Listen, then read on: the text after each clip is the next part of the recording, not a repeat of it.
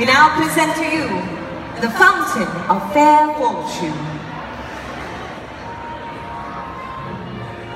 High on a hill, in an enchanted garden, enclosed by tall walls and protected by strong magic, flowed the Fountain of Fair Fortune. Once a year, hundreds of people would travel from all over the kingdom to wait outside the garden wall. There, at sunrise, a single unfortunate would be given the chance to fight their way to the fountain by sunset, bathe in its waters, and receive good luck and fair fortune forevermore. On the appointed day, 3 witches met on the outskirts of the crowd and told one another their sorrows as they waited for sunrise. The first, by name Asha, was sick of a malady no healer could cure. The second, by name Altheda, had been robbed of her home, her gold, and her wand by an evil sorcerer. The third, by name Amata, had been deserted in love and thought her heart would never mend. The 3 women agreed that, should the chance befall them, they would unite and try to reach the fountain together. The sky was rent with the first ray of sun. Creepers from the garden beyond snaked through the pressing mass. The creepers twisted themselves around the first witch, Asha. She grasped the wrist of the second witch, Altheda, who seized tight upon the robes of the third witch, Amata, and Amata became caught upon the armor of a dismal-looking knight. The creepers tugged the 3 witches through the wall, and the knight after them. Asha and Altheda were angry with Amata, who had accidentally brought along the knight. Only one can bathe in the fountain. It will be hard enough to decide which of us it will be without adding another. Now Sir Luckless, as the knight was known, observed that these were witches, and having no magic, nor anything that distinguished the non-magical man, he had no hope of beating the 3 women to the fountain. He therefore declared his intention of withdrawing outside the wall again. Faint heart, draw your sword, knight, and help us reach our goal. And so, the 3 witches and the forlorn knight ventured forth into the enchanted garden, where herbs, fruit, and flowers grew in abundance. Finally, they reached the foot of the hill on which the fountain stood. There, wrapped around the base of the hill, was a monstrous white worm, bloated and blind. At their approach, it turned a foul face upon them and uttered the following words. Pay me the proof of your pain! Try though they might to pass the worm would not let them pass. And Asha, despairing, began to weep. The great worm placed his face upon hers and drank the tears from her cheeks. Satisfied, the worm slithered aside and disappeared from view. The 3 witches and the knight began to climb the hill. Halfway up the steep slope, however, they came across words cut into the ground before them. Pay me the fruit of your labours.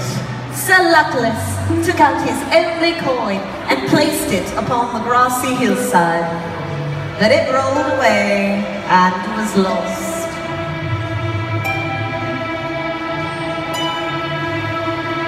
The 3 witches and the knight continued to climb, but though they walked for hours more, they lost not a step. The summit came no nearer, and still the inscription lay in the earth before them. All were discouraged, except for Altheda, who walked faster and harder than any of them. Courage, friends, and do not yield, She cried, wiping the sweat from her brow. As the drops fell glittering onto the earth, the inscription blocking their path vanished, and they found that they were able to move upward once more.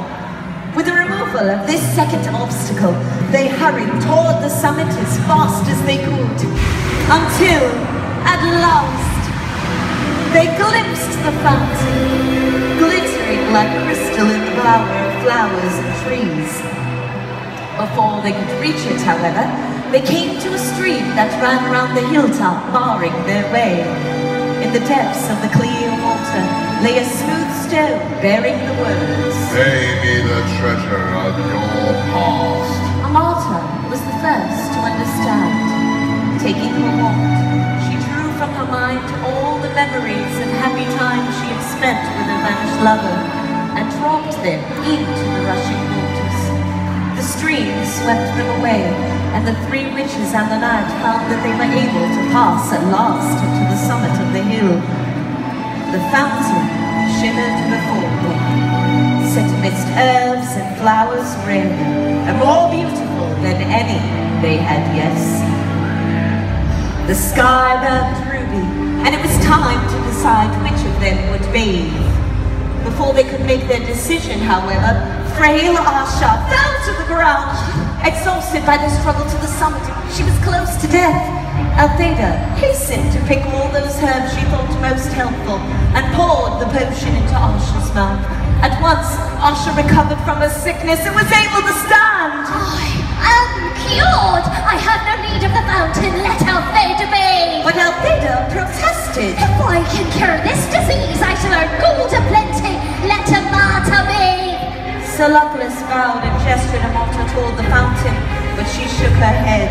The stream had washed away all regret for her past lover. Good sir, you must bathe as a reward for all your chivalry. So the knight climbed forth in the last rays of the setting sun and bathed in the fountain of fair fortune. Astonished that he was chosen one of hundreds, and giddy with his incredible luck, as the sun fell below the horizon, Sir Luckless emerged from the waters with the glory of his triumph upon him, and flung himself in his rusted armor at the feet of a martyr who was the kindest and most beautiful woman he had ever beheld. Flushed with success, he begged for her hand and her heart, and Amata, no less delighted, realized that she had found a man worthy of them. The three witches and the knight set off down the hill together. And all four led long and happy lives, and none of them ever knew or suspected that the fountain's waters carried no enchantment at all. Ladies and gentlemen, the Wizarding World is filled with tales of courage, friendship, And love! bravo, Dorothy! And now we'd like to perform a short monologue. That was wonderful, Tommy. But perhaps we should reserve your theatrical stylings for our next show. Huh? We must be on. Until next time. Thank you, everyone.